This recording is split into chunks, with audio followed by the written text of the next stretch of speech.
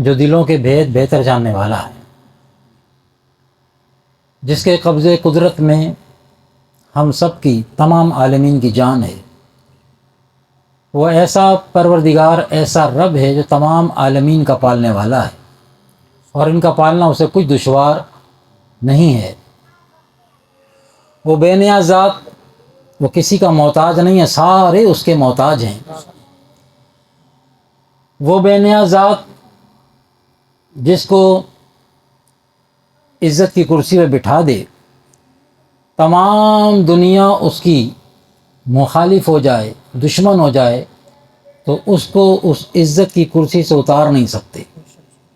اور وہ بے نیاز ذات جس کو ذلت کے گڑھوں میں ڈال دے، تمام دنیا اس کی حامی مددگار بن جائے، تو اس کو عزت والا بنا نہیں سکتے۔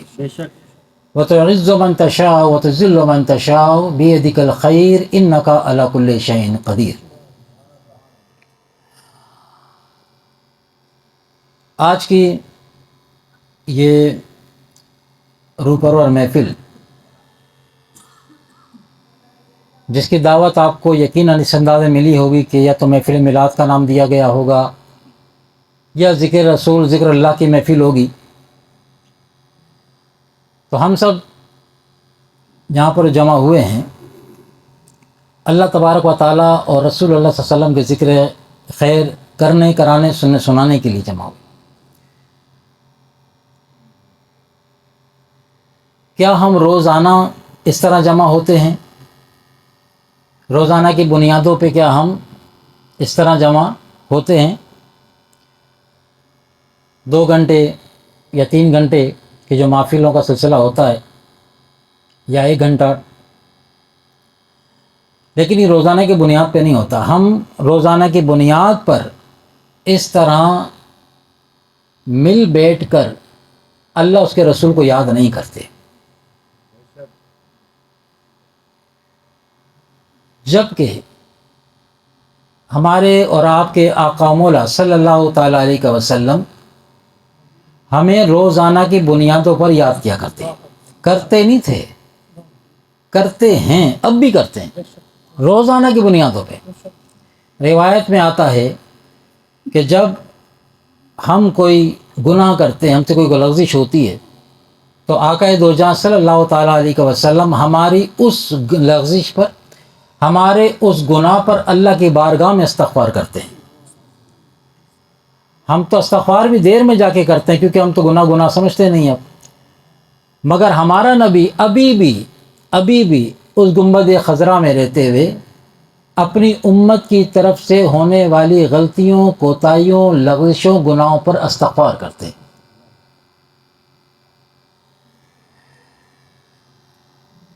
تو کرتے تھے اور کرتے ہیں، کرتے رہیں گے۔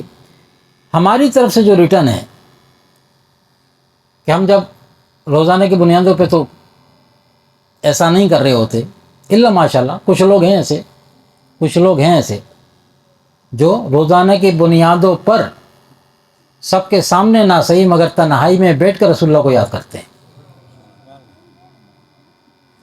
وہ تنہائی میں بیٹھ کر حضور علیہ السلام کو یاد کر کے روتے ہیں، اور وہ پھر ان کی تنہائی جو ہوتی ہے وہ محفل بن جاتی ہے۔ وہ کسی شاعر نے کہا، الحاظ نے کا فرمایا کہ دل میں ہو یاد تیری اور گوشائے تنہائی ہو۔ دل میں ہو یاد کا تعلق دل کے ساتھ، دل میں ہو یاد تیری اور گوشائے تنہائی ہو، پھر تو خلوت میں عجب انجمن آرائی ہو۔ یا رسول اللہ، تنہائی ہو، آپ کی یاد ہو، میری تنہائی میں اگر آپ کی یاد آ گئی، میرے لیے وہ محفل ہے۔ اور اگر محفل ہو، لوگ جمع ہوں اور دل آپ کی یاد سے غافل ہو، آپ کا نام بھی لیا جائے تو درود پڑھنا یاد نہ ہو، تو آپ کی طرف سے دل غافل ہو، تو وہ محفل ہی نہیں، پھر سمجھو کوئی نہیں بیٹھا۔ مختصر فقیر آپ کی بارگاہ میں آپ حضرت کے سامنے چیدہ باتیں عرض کر دیں، کیونکہ ٹائم بھی آگے بڑھ رہا ہے۔ یہ بات فقیر نے اس لیے کی کہ ہم جب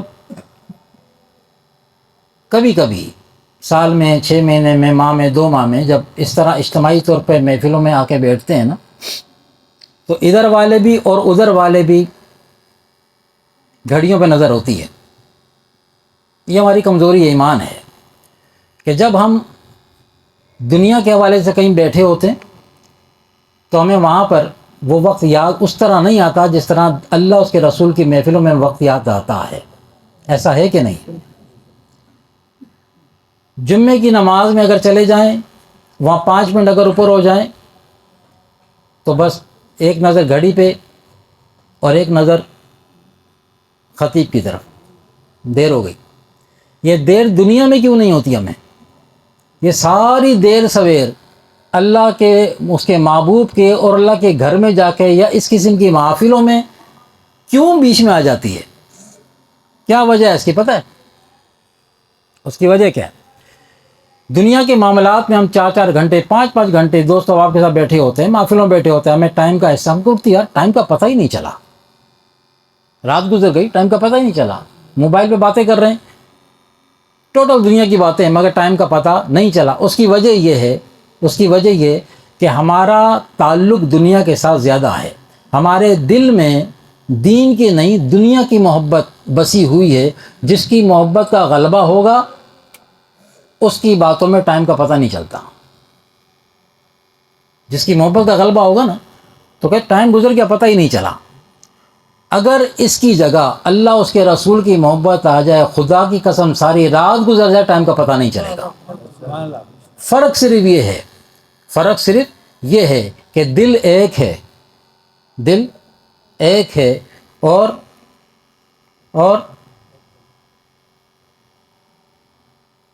محبتیں 2 ہیں، ایک دین کی ایک دنیا کی. تو ابھی بات ہو رہی تھی نعت خوانی کے دوران، ایک جملہ آیا کہ حضور علیہ السلام کی بارگاہ میں بے زبان کا لفظ ہے نا کہ بے زبان گفتگو کیا کرتے تھے.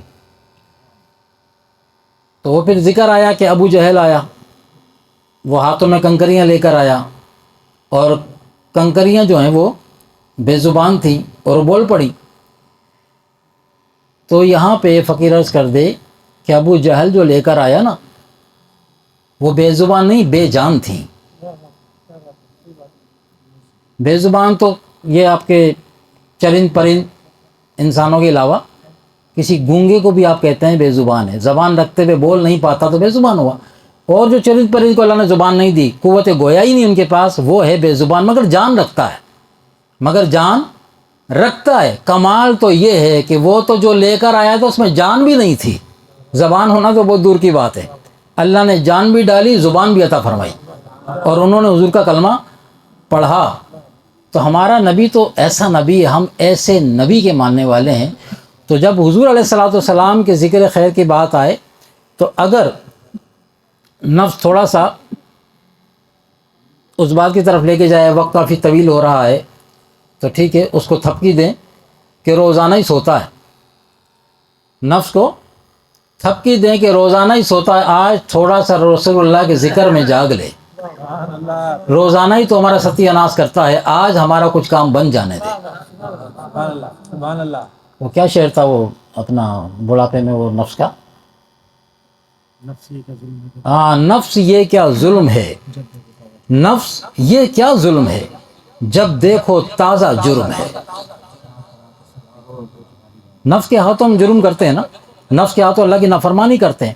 تو اعلیٰ فرماتے ہیں نفس سے مخاطب ہو کے کہ فرماتے ہیں کہ نفس یہ کیا جرم ہے، یہ کیا ظلم ہے، جب دیکھو تازہ جرم ہے.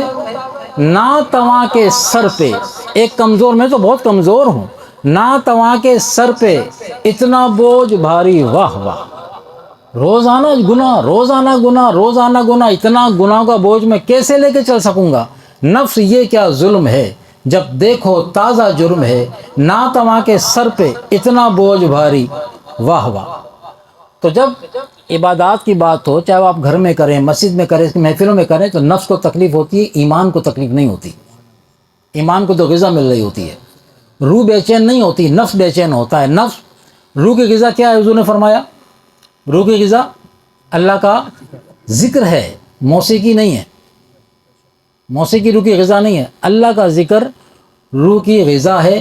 تو روح کو تو جب اللہ کا ذکر کے ذریعے غذا ملنی شروع ہوتی ہے وہ مسرور ہوتی ہے، وہ قوت حاصل کرتی ہے اس کے ساتھ، اور وہ پھر جب ذکر اذکار سے وہ مسرور ہوتی ہے تو اس روح کا اگر کوئی مشاہدہ کرے نا، اللہ وہ آنکھ دے مشاہدہ کرے، تو پھر روح اپنے رب سے ملنے کی مشتاق ہوتی ہے۔ ایک روح جو ملنے کی مشتاق نہیں ہوتی وہ بلکہ نکلنے سے گھبراتی ہے۔ جب وقت آخر آتا ہے نا تو دو طرح کے لوگ ہوتے ہیں، دو طرح کے لوگ ہوتے ہیں، علماء نے لکھا۔ ایک وقت موت روح جو ہے وہ منتظر ہوتی ہے ملکہ موت کی، ایک وہ روح ہوتی ہے کہ کب وہ آئے اور مجھے لے کے رب کی بارگاہ میں پیش کرے، تو وہ اس کے آتے ہی ساتھ بڑی آسانی کے ساتھ جسم چھوڑ دیتی ہے۔ اور ایک وہ کہ جب ملکہ موت آتا ہے تو فرمایا وہ روح جسم میں بھاگی بھاگی پھرتی ہے، اس سے نکلنا نہیں چاہتی، وہ اسی وجود کو اپنا مسکن، کیوں کہ جو حال روح کا ہو چکا ہے نا نفس کے ہاتھوں، اب وہ روح اپنے رب کے بارگاہ میں حاضر ہونے سے ڈرتی ہے، کیا منہ لے کے جائے گی۔ تو ہم نے اوورال جو روح کے ساتھ حال کیا کہ موسیقی کو روح کی غذا بنا کے دن رات موسیقی چل رہی ہے، تو یہ نوٹ کر لیں کہ موسیقی روح کی غذا نہیں ہے، موسیقی روح کی موت ہے، روح کی موت ہے۔ آپ نے سنا ہوگا روح نہیں مرتی، فقیر سمجھانے کے لیے کہہ رہا ہے روح نہیں مرتی، مگر موسیقی روح کی غذا نہیں ہے، موسیقی روح کی سزا ہے، موسیقی روح کی سزا ہے۔ روح کی غذا اللہ کا ذکر ہے۔ تو حضور علیہ الصلوۃ والسلام ممبر پر تشریف لائے، اور پہلے ممبر پر آپ نے قدم مبارک رکھا اور فرمایا کہ آمین۔ پھر دوسرے ممبر پہ قدم رکھا، فرمایا کہ آمین۔ تیسرے پہ تشریف لے گئے، فرمایا کہ آمین۔ بیان ہو گیا۔ اس کے بعد صحابہ کرام نے اس کے سرکار آج ہم نے خلاف توقع ایک بات دیکھی ہے، اور وہ یہ کہ آج آپ جب ممبر پہ تشریف لائے تو آپ نے پہلا قدم رکھا، فرمایا آمین، دوسرا رکھا، فرمایا آمین، تیسرا رکھا، فرمایا آمین۔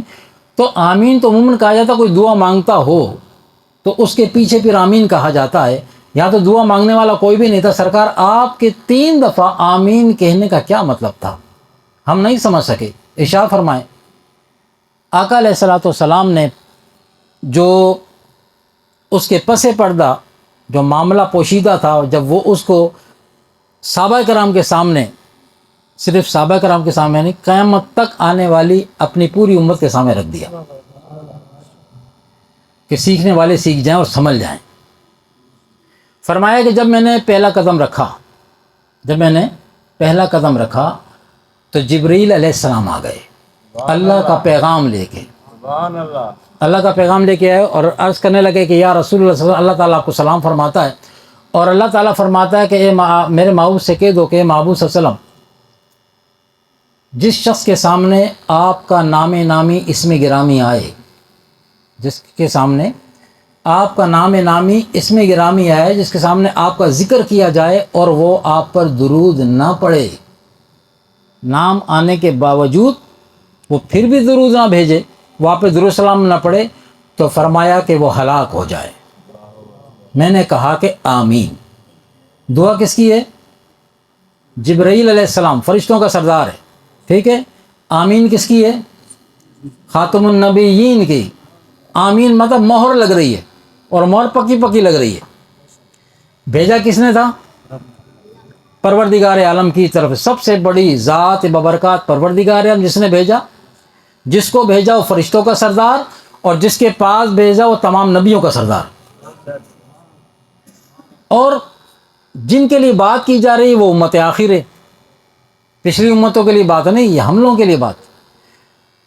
تو اللہ تبارک تعالیٰ اپنا اور اپنے محبوب کا جو محبت کا تعلق ہے نا، اس کو بیان کر رہا ہے کہ مجھے اپنے محبوب سے محبت کیسی ہے کہ میرے محبوب کا نام تمہارے سامنے آئے اور تم اس پہ درود پڑھنا بھول جاؤ۔ رب کی غیرت گوارا نہیں کرتی، تمہاری محبت ادھر ادھر کی ہوں گی لیکن رب کی محبت غیرت گوارا نہیں کرتے۔ محبوب میرا ہو اور تمہارا تو نبی ہے، تمہارا آقا و مولا ہے، تم جس کے صدقے کھاتے ہو پیتے ہو، سب کچھ اس کے صدقے وصول کر رہے ہو، پھر بھی اس کا نام سن کے اور درود نہ پڑھو تو فرمایا کہ میری طرف سے جا کے کہہ دو کہ وہ ہلاک ہو جائے۔ سرکار نے فرمایا کہ آمین۔ آمین کا مطلب ہوتا ہے ایسا ہی ہو، ایسا ہی ہو، کوئی گنجائش نہیں۔ دوسری بات فرمایا کہ جبریل علیہ السلام نے، جب میں نے دوسرا قدم رکھا نا تو جبرائیل نے عرض کی کہ یا رسول اللہ صلی اللہ علیہ وسلم، جو رمضان کا مہینہ پائے اور باوجود طاقت رکھنے کے، باوجود کوئی شرعی عذر نہیں تھا، کوئی بیماری نہیں تھی، کوئی مسافر نہیں تھا، رکھ سکتا تھا، خواہ مخواہ کے ہیلے بہانے کر کے اس نے رمضان کے روزے چھوڑ دیے۔ رمضان کی تکریم یہی ہے کہ اس کے روزے رکھے جائیں۔ اس نے رمضان کے روزے نہیں رکھے، روزہ چھوڑ دیے، رمضان کو پانے کے باوجود، طاقت ہونے کے باوجود روزہ نہیں رکھا، تو فرمایا کہ اللہ فرماتا ہے کہ وہ ہلاک ہو جائے۔ میں نے کہا کہ آمین۔ ہم تو بڑا ہلکا لیتے ہیں نا رمضان کو بھی، ایک تو روزے نہیں رکھتے طاقت ہونے کے باوجود، پھر رمضان کی تعظیم اور توقیر بھی نہیں کرتے۔ اب تو معاملات ہی ختم ہو گئے کہ کبھی کوئی اگر رمضان میں سرے عام لوگ کھاتے پیتے نہیں تھے، اگر کوئی بندہ پان کھانے والا بھی ہے نا تو تھوکنے کے لیے جگہ تلاش کرتا تھا کہیں چھپ کے تھوک دوں۔ کوئی سگریٹ پینے والا کوئی جگہ تلاش کرتا تھا کہ میں ادھر ادھر جا کے کہیں سگریٹ اپنا نشہ پورا کر لوں۔ سب کے سامنے نہ صرف رمضان کا مہینہ ہے، لوگ کیا کہیں گے، یار روزہ بھی نہیں رکھا اور سب کے سامنے کھاتا پیتا گھوم رہا ہے، ٹھیک ہے۔ لیکن اب ماہ رمضان میں آپ دیکھیں لگتا ہی نہیں ہے کہ رمضان ہے، لوگ سر عام اپنا نشہ پورا کر رہے ہیں، سر عام کھا رہے ہیں۔ اور اگر کچھ کہا جائے، ہمارے ایمان کا یہ حال ہے، اگر کہا جائے ہم سے کہ روزہ ہے تھوڑی بھائی خیال کر لو، تو کہہ رہے ہیں آپ کا روزہ کیا اتنا نازک ہے، آپ کا روزہ کیا اتنا کمزور ہے کہ میرے کھانے پینے سے آپ دیکھیں گے تو آپ کے روزے میں فرق پڑ جائے گا۔ جواب یہ ملتے ہیں۔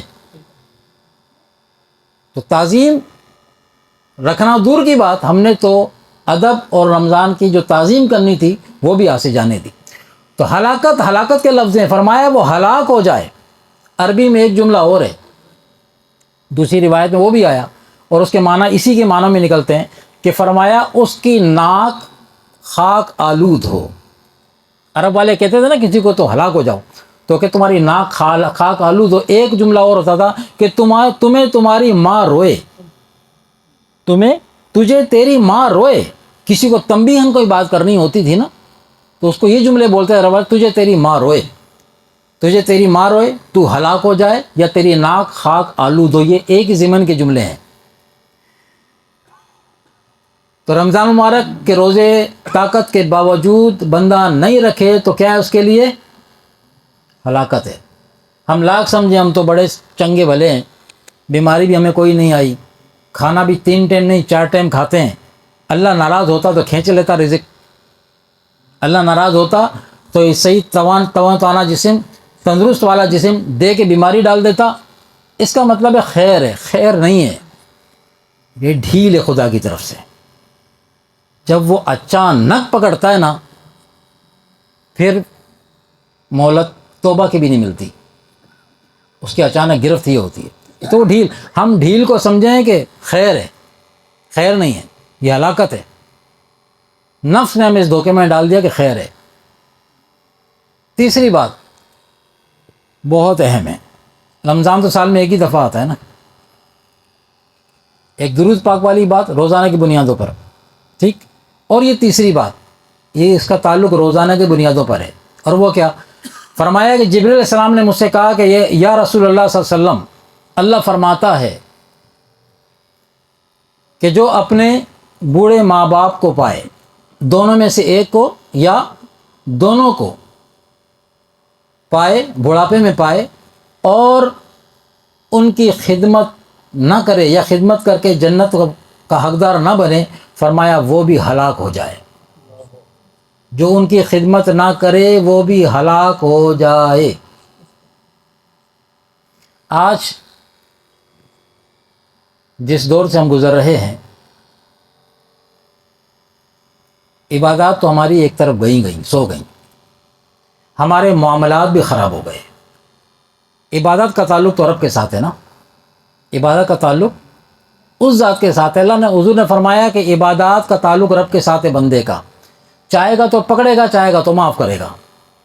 کسی نے ایک بھی نماز نہیں پڑھی، وہ چاہے معاف کر دے، اسے کون پوچھنے والا ہے، لیکن اگر پکڑے، انصاف کے معاملے پہ آ جائے، پھر تو پکڑا جائے گا، تو وہ اس کے اپنے معاملات ہیں۔ لیکن فرمایا کہ معاملات کا تعلق جس کا بندوں کے ساتھ ہوتا ہے، وہ بندہ اگر اس نے کسی کا حق غصب کیا ہے، یہاں ہم جو بات کر رہے ہیں وہ اولاد کی بات کر رہے ہیں، والدین کی بات کر رہے ہیں، اولاد نے اگر والدین کا حق ادا نہیں کیا،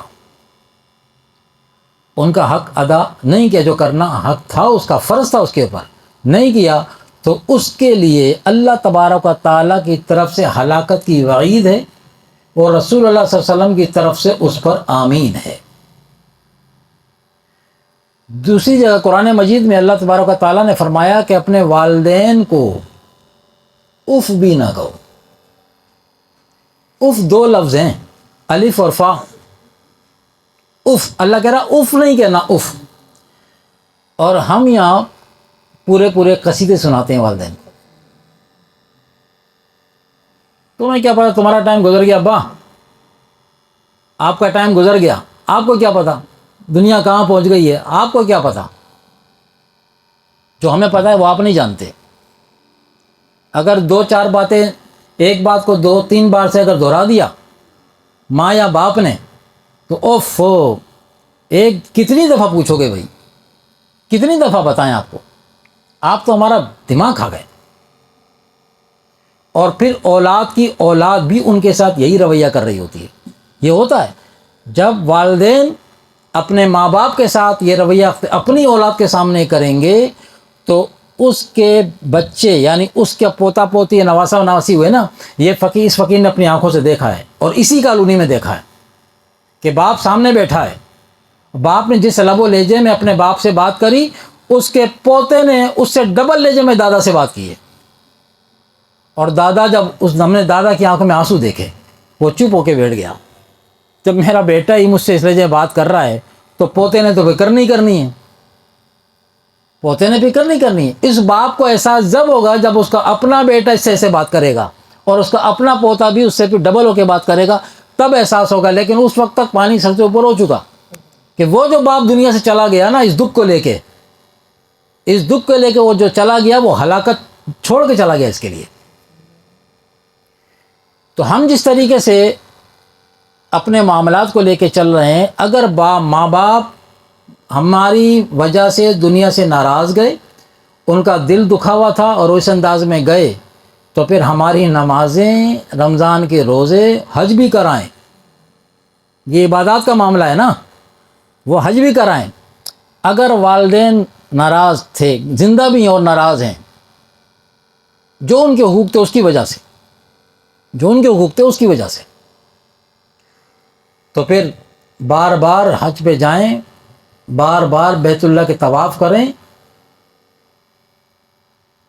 اور اگر ماں باپ کو راضی کر لیا تو سرکار نے خوشخبری دی، فرمایا کہ جس کے والدین اگر وفات پہ اگر زندہ ہیں، تو ماں باپ کے چہرے کو خوشی کے ساتھ دیکھنا، خوش ہو کے دیکھنا، مسکرا کے دیکھنا، محبت بھری نگاہوں سے دیکھنا، فرمایا حج مقبول کا ثواب ہے۔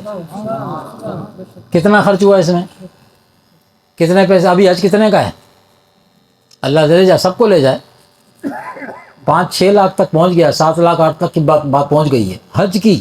غریب آدمی تو سوچ ہی سکتا ہے، صرف حسرت کر سکتا ہے، اور کتنی بڑی مہربانی ہے کہ آپ کا وہ جو آپ 6-7 لاکھ میں حج کر کے آئیں گے نا، وہ کنفرم نہیں ہوگا قبول ہوا ہے کہ نہیں ہوا، وہ قیامت میں پتہ پڑے گا۔ اور ادھر جس کے والدین حیات ہیں، فرمایا تو اپنے والدین کی خوشی کے ساتھ ان کو دیکھ، ان کی زیارت کر، اس خوشی کے ساتھ مسکرا کے دیکھنے پہ تجھے حج مقبول کا ثواب دیا جا رہا ہے۔ اچھا، والدین وصال کر گئے، اب کیا کرے؟ والدین وصال کر گئے، اب کیا کرے؟ آقا علیہ الصلوۃ والسلام بہت سخی ہیں، آپ نے فرمایا جس کے والدین فوت ہو جائیں نا، جس کے والدین فوت ہو چکے، ماں یا باپ دونوں میں سے کوئی بھی نہیں ہے، فرمایا پہ جمعے کے دن قبرستان جایا کرے، جمعے کے دن قبرستان جا کے والدین کی قبر کی زیارت کرے، یہی حج مقبول کا ثواب اس کو دیا جائے گا۔ سبحان اللہ. قبر کی زیارت یہ نہیں کہ کچھ جا کے پڑھنا، جائیں گے تو پڑھیں گے تو صحیح نا، کچھ نہ کچھ اصالہ صاحب کریں گے، نہیں، صرف ماں باپ کی قبر کی زیارت کرنے سے حج کا ثواب مل رہا ہے، قبرستان جا کے، قبرستان جا کے. یہ دین آسان ہے مشکل ہے؟ ہم تو کہتے ہیں بڑا مشکل دین ہے کیونکہ عمل نہیں ہو پاتا ہم سے. یہ کون سا مشکل ہے؟ کس نے ہمیں رٹا پڑا دیا ہے؟ کس نے ہمیں گھول کے پلا دیا دین مشکل ہے، دین مشکل ہے؟ دین پہ تو عمل ہم سے نہیں ہوتا، بڑے مشکل دین. اگر یہ مشکل ہے، اگر یہ دین مشکل ہے، پھر آسانی پوری دنیا میں نہیں ملنے والی. آسانی کیا شیطان دے گا ہمیں؟ جو دشمن خدا ہے وہ ہمیں آسانیاں دے گا؟ آسانیاں تو اللہ اس کے رسول بانٹ رہے ہیں جو ہمیں مشکل لگ رہی ہیں. نماز پڑھنا ہمارے لیے مشکل ہے، رمضان شریف آ رہا ہے، اس کے روزے رکھنا وہ ہمارے لیے مشکل ہے، رمضان کی تعظیم کرنا وہ ہمارے لیے مشکل ہے. ٹھیک ہے، حضور علیہ السلام کی ذات ببرکات پر اللہ کہہ رہا ہے کثرت سے درود السلام پڑھو، گن گن کے نہیں، کثرت سے درود السلام پڑھو. حضور پہ درود السلام کثرت سے پڑھنا دور کی بات ہے، حضور علیہ السلام پہ درود السلام پڑھنے کے عمل ہی کو جھگڑے کی باعث بنا دیا آپس میں. کس طرح پڑھنا چاہیے، کھڑے ہو کے پڑھنا چاہیے، بیٹھ کے پڑھنا چاہیے، کتنا پڑھنا چاہیے، اتنا نہیں پڑھنا چاہیے، کن الفاظ میں پڑھنا چاہیے، یا کے ساتھ پڑھنا چاہیے، یا کے. ارے بھائی اللہ نے یہ کب کہا ہے؟ اس نے شرطیں لگائی نہیں ہیں، وہ تو کہہ رہا کثرت سے پڑھ کے آؤ. ہم کن جھگڑوں میں پڑ گئے؟ ہمیں کون سی گاڑی کے پیچھے لگا دیا گیا؟ ٹائم ضائع کرنے والی بات. یہ ہیں وہ نفس کے دھوکے، اسی ٹائم ضائع میں خواہ خواہ کی بحث، خواہ خواہ کی فضولیات، اس میں آخرکار وہ وقت آ جانا ہے کہ جس کے بعد پھر وقت نہیں ملنا. پھر وہ قبر کی رات آنے والی ہے، کس کی کب آ جائے کوئی پتہ نہیں. یہ نہیں کہ بڑھاپے میں جا کے آنی ہے. کتنے جوان ہمارے سامنے چلے جاتے ہیں، کتنے بچے ہماری ہاتھوں میں چلے جاتے ہیں، لیکن ہم نے شاید طے کیا ہوا ہے کہ ہم ان باتوں سے ہم نے کوئی عبرت حاصل نہیں کرنی ہے. تو حضور علیہ السلام نے والدین کے حوالے جو بات کی نا، اب یہ فقیر آخر میں آپ کو اس کی ایک جھلک اور دکھا دے قرآن مجید کے حوالے سے. قرآن ایمان سے بتائیں، قرآن مجید میں جو لکھا ہے وہ حق اور سچ ہے، ہمارا اس پہ ایمان ہے. ٹھیک ہے، اللہ تبارک و تعالیٰ نے قرآن مجید کی حقانیت کو بیان کرتے ہوئے فرمایا کہ بسم اللہ الرحمن الرحیم، الف لام میم، اس کے معنی اللہ اس کا رسول بہتر جانے. آگے کیا ہے؟ ذالک الکتاب لا ریب فیہ، یہ وہ کتاب ہے جس میں شک کی گنجائش نہیں ہے. یہ قرآن کے کون سے پارے میں؟ پہلے میں ہے نا، بیچ میں نہیں ہے، آخر میں نہیں ہے، شروع میں رکھا. الحمد آپ نے پڑھی، الحمد کیا ہے؟ وہ دعا ہے. پہلے دعا کرائی اللہ تعالیٰ نے ہم سے. الحمد و شریف وہ دعا ہے جو ہم نمازیں پڑھتے ہیں، پہلے ہم سے دعا کرائے، پہلے دعا کر لو. دعا سے فارغ ہوئے قرآن شروع ہو رہا ہے، الف لام میم ذالک الکتاب لا ریب فیہ. جو تم کتاب پڑھنے جا رہے ہو پہلے اپنا دل و دماغ صاف کر لو، وہاں شک نہیں کرنا. ہم کہہ رہے ہیں اس کتاب کے اتارنے والے، ہم کہہ رہے ہیں کہ اس میں شک نہیں ہے، اس میں جو لکھا ہے حق و سچ ہے، یہ ہم کہہ رہے ہیں. تو دل و دماغ صاف کر کے پڑھنا. اچھا تو اسی قرآن کے اندر پھر آگے جا کے اللہ نے فرمایا والدین ہی کے حوالے سے، فرمایا کہ تم اولاد سے مخاطب ہو کے فرمایا کہ مجھ سے اپنے والدین کے لیے ان الفاظ میں دعا مانگو. اب دعا بھی اللہ سکھا رہا ہے. ایک تو وہ دعا جو ہم اپنے الفاظ میں مانگ لیتے ہیں، یا اللہ ہمارے والدین کو صحت دے، عمر طویل دے، وغیرہ وغیرہ. اور حضور علیہ السلام کیا فرما رہے ہیں؟ اللہ تعالیٰ کیا سکھا رہا ہے قرآن مجید نے؟ فرمایا کہ مجھ سے دعا اس طرح مانگو، رب ارحمہما کما ربیانی صغیرا، اے ہمارے رب ہمارے والدین پر رحم فرما جیسا کہ بچپن میں انہوں نے ہم پہ رحم کیا.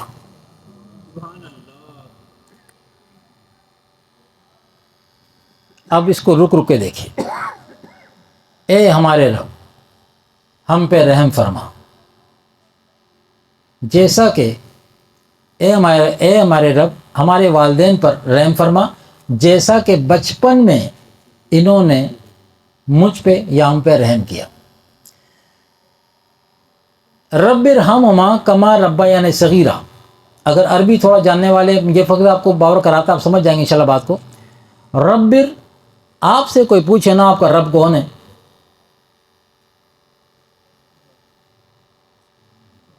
رب اللہ ہے، شک کوئی نہیں ہے. آپ رب کس کو کہتے ہیں؟ جب رب کا نام آتا ہے نا ذہن کس کی طرف جاتا ہے؟ اللہ کی طرف جاتا ہے نا. ٹھیک ہے.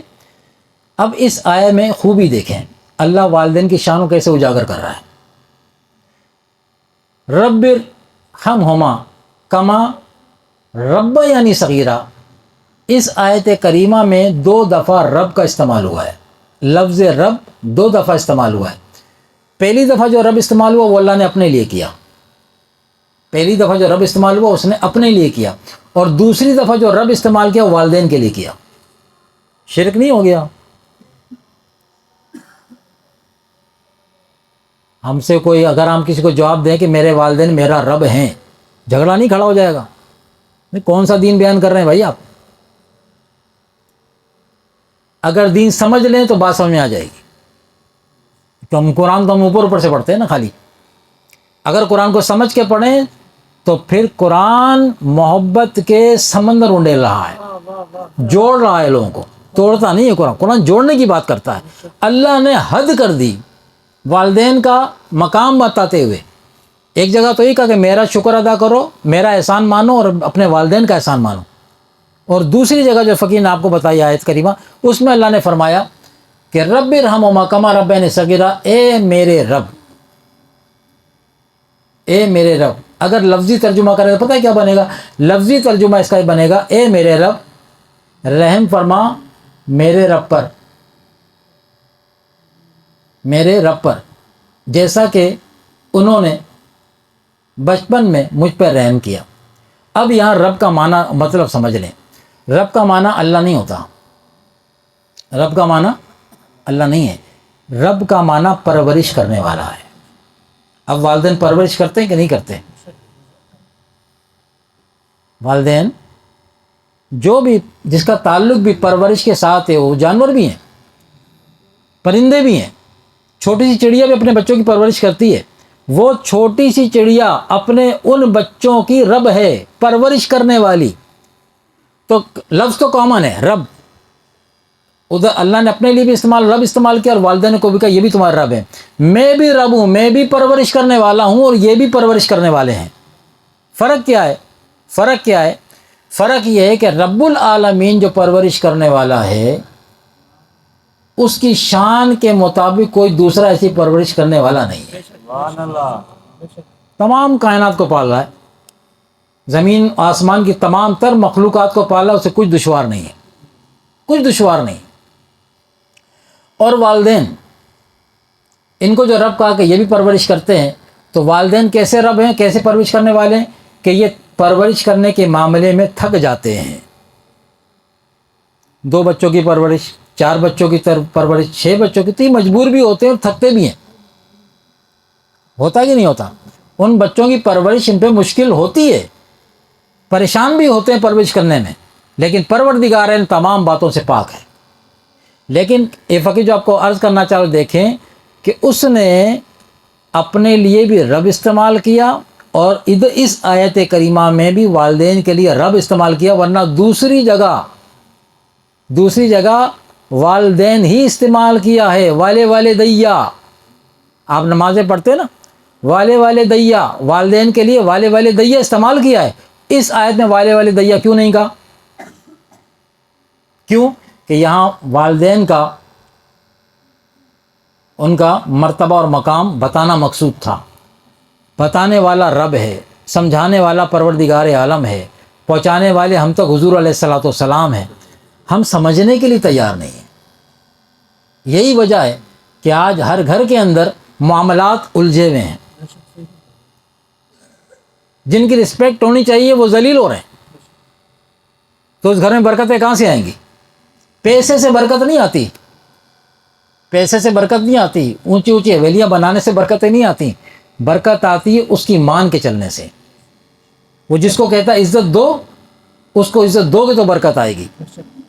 وہ جس کو کہتا ہے اس کو ذلیل کرو، اس سے دوستی نہ کرو، اس کے حکم کے مطابق اس سے دوستی توڑیں گے، اگر ہے بھی تو توڑیں گے، تب آئے گی برکت۔ ہماری دوستی اور دشمنیوں کا معیار ہماری اپنی سمجھ کے مطابق ہے، اللہ اس کے رسول کے مطابق نہیں ہے۔ اللہ کے رسول نے فرمایا دوستی کرو تو اللہ اس کے رسول کے لیے کرو، اور دشمنی کرو تو اللہ اس کے رسول کے لیے۔ ہے ہمارا یہ معیار دوستی؟ ہے ہمارا یہ معیار دشمنی آج کے دور میں؟ نہیں ہے۔ ہمیں پتہ ہے کہ فلاں بندہ ہمارے دین کا مخالف ہے، دین کا مخالف ہے، مگر وہ ہمارے گلے کا ہار ہے، دوست جو ٹھہرا نا، دوست جو ٹھہرا۔ اسی آیت کریمہ میں اللہ نے اس کے آخر میں جو فرمایا نا، یہ آخری بات ہے، آخر میں جو فرمایا کہ ان پہ رحم فرما۔ کس طرح؟ کس طرح؟ اللہ خود سکھا رہا ہے، مجھ سے دعا ایسا کرو میرے والدین پر رحم فرما، ایسا کہ جیسا کہ بچپن میں انہوں نے مجھ پر رحم کیا تھا۔ بچپن میں، عمر تو جوانی کی بھی تھی، عمر لڑکپن کی بھی تھی، ماں نہیں، وہ اللہ کہہ رہا نہیں، وہ عمر جی تھی نا جب تم اپنے لیے کچھ نہیں کر سکتے تھے، نہ تم سردی سے اپنا کو بچا سکتے تھے، نہ گرمی سے اپنا کو بچا سکتے تھے، بھوک پیاس اپنے طور پہ خود نہیں مٹا سکتے تھے اپنی، مکمل تم اپنے والدین کے رحم و کرم پہ تھے۔ اگر وہ تمہیں سختی گرمیوں سے نہیں بچاتے، سردیوں سے نہ بچاتے، تمہاری کھلائی پلائی کا، تمہاری دوا دارو کا خیال نہ کرتے، تو تم آج اس طرح پروان چڑھ کے سامنے نہیں آتے۔ اللہ وہ وقت یاد دلا رہا ہے جو ہمیں یاد ہی نہیں ہے۔ جوانی تو ہمیں یاد ہے نا، لڑکپن بھی ہمیں یاد ہے، وہ وقت جو ساری ساری رات ماں جاگ کے اس نے بیٹھ کے اپنی گود میں ہمیں سلایا ہے، باپ سارا دن ہمارے لیے روزگار کی تلاش میں اپنا پسینہ خون کی طرح بہاتا رہا ہے، ہمیں وہ وقت یاد نہیں۔ اللہ وہ وقت یاد دلا رہا ہے، وہ وقت یاد کرو، انہوں نے تم پہ رحم کیا ہے، انہوں نے اس وقت میں جو تم پہ رحم کیا، تو مجھ سے دعا مانگو ایسے کہ وہ بچپن والی جو عمر تھی نا، کیسے رحم کیا؟ یہ حالی بیماری کی بات تو اپنی جگہ آ گئی۔ ماں یا باپ بچپن میں جب ہم چھوٹے ہوتے ہیں نا، تو یہ بے لوث خدمت کرتے ہیں اولاد کی۔ جب ماں اپنے بچے کے گندے کپڑے دھو رہی ہوتی ہے نا، اس کی پوٹی کے کپڑے جب دھو رہی ہوتی ہے، تو اس کے دل میں کہیں یہ نہیں ہوتا کہ آج میں سے گندے کپڑے دھو رہی ہوں، کل یہ میرا سہارا بنے گا، اس لیے اس کے کپڑے دھو رہی ہوں، اس کو دودھ میں اس لیے پلا رہی ہوں کہ کل یہ بڑا ہو کے میرا سہارا بنے گا، نہیں، اس پہ کوئی لالچ نہیں ہوتا ماں کے دل میں، وہ صرف اس کی بھوک مٹانا مقصود ہوتا ہے۔ جب گندگی صاف کرتی ہے تو اسے صاف ستھرا رکھنا، میرا بچہ ہے، صاف ستھرا نظر آنا چاہیے۔ بے لوث ہو کے خدمت کرتے ہیں۔ ماں گندگی دور کرتے وقت منہ ادھر کر کے بچے کو نہیں نہلاتی دھلاتی، ناک بند نہیں کرتی کہ چلو ایک ہاتھ سے اس کی گندگی صاف کر کے آنکھیں ادھر کر کے ناک بند کر کے بدبو آ رہی ہے، کرتی ہے کوئی ماں ایسے؟ گھر کی کہانی ہے، گھر کی کہانی ہے۔ کسی ماں کو کرتے ہوئے دیکھا ہے ایسا؟ نہیں۔ یہ ماں ہی کا جذبہ ہے، یہ والدین کا، یہ اللہ تبارک تعالیٰ ہمیں یاد دلا رہا ہے۔ تمہیں تو یاد نہیں ہے، آج تم بڑے ہو گئے ہو، تمہیں یاد نہیں ہے تمہاری گندگی انہوں نے اپنے ہاتھوں سے ذوق شوق سے صاف کی ہے، بغیر کسی لالچ کے صاف کی ہے۔ وہ اسے کہتے ہیں اخلاص، اسے کہتے ہیں محبت، وہ دل سے انہوں نے کام کیا ہے تمہاری پرورش کا۔ اور یہی والدین جب بیمار ہو جائے نا، اور اولاد جوان ہو جائے، اور خدا نخواستہ باپ چرپائی پہ ماں چرپائی پہ چلی جائے، تو اب سب سے پہلی فکر یہ ہوتی ہے کہ ان کی پوٹی کیسے صاف کی جائے گی، ان کا واش روم ابھی اس پہ ہوگا، تو چہرے پہ ماسک لگائیں گے، ہاتھوں پہ دستانے چڑھائیں گے، وغیرہ وغیرہ سارے انتظامات کر کے، پھر منہ بھی ادھر کر کے نا، اور پھر ماں یا باپ کی خدمت ہو رہی ہوتی ہے۔ یہ فرق ہے والدین کی محبت میں اور اولاد کی محبت میں، سارے ایک سے نہیں ہیں۔ الحمدللہ بہت ساری اولادیں ایسی مثالیں بھی ہیں جنہوں نے اولاد کا حق ادا کر کے دکھایا ہے کہ خدمت کسے کہتے ہیں۔ مثالی لوگ ہر دور میں موجود ہوتے ہیں، لیکن ہمیں ہر ایک کو اپنا محاسبہ کرنا ہے، ہر ایک کو اپنا محاسبہ کرنا ہے۔ اگر خدا نخواستہ ہم اس حوالے سے کہیں پہ مسنگ کر رہے ہیں اپنے گھر والوں کے ساتھ، اپنے والدین کے ساتھ، ہماری کسی بات سے ان کا دل دکھ رہا ہے، بلا وجہ خواہ مخواہ کے لیے دل دکھ رہا ہے، تو ان کا دل دکھنا چاہے وہ منہ سے نہ بولیں، وہ منہ سے بد دعا نہ دیں۔ ماں یا باپ کا دل دکھ گیا، بد دعا آ گئی، یہ نوٹ کر لیں۔ انتظار نہ کیا جائے کہ منہ سے کچھ بولیں گے بد دعا دیں گے تو پھر لگے گی، نہ، وہ دلوں کو دیکھتا ہے، پروردگار عالم دلوں کو دیکھتا ہے۔ اگر دل دکھائیں گے تو پھر ہلاکت ہی ہلاکت ہے۔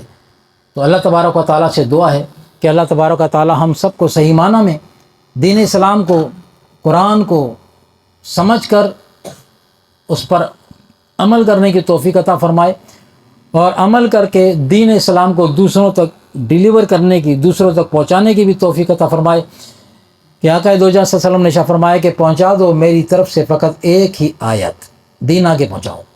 اب یہ تمہارا کام ہے، نبی کوئی نہیں آئے گا، جو تم تک میری بات پہنچ جائے اسے اسی انداز میں اسے اپنے دوسرے بھائی تک پہنچا دو۔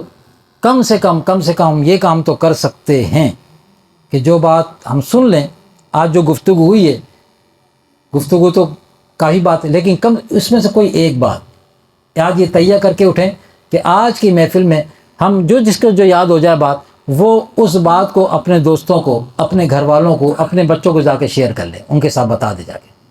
تو جیسے یہ بات بتائے گا حضور علیہ السلام کا حکم، جو میری بات پہنچاؤ، اور پھر پتہ ہے جب ہم جیسے یہ بات حضور کی پہنچائیں گے نا دوسرے تک، حضور کی دعا کا اگلا حصہ، حضور فرماتے ہیں جس نے میری بات پہنچائی نا آگے تک، فرمایا اللہ اسے شاد و آباد رکھے۔ سبحان اللہ، نبی کی دعا ہے، جو میری بات دوسرے تک پہنچائے، میرے دین کی بات دوسرے تک پہنچائے، تو نبی دعا دے رہا ہے کہ اللہ تمہیں شاد و آباد رکھے۔ نبی کی دعا ہر ایک کی، کسی برادری کی، کسی قوم کی، کسی کا نام لے کے بات، جو چاہے اپنا حصہ اس میں سے لے سکتا ہے۔ وَمَا عَلَيْنَا إِلَّا الْبَلَاغُ الْمُبِينُ۔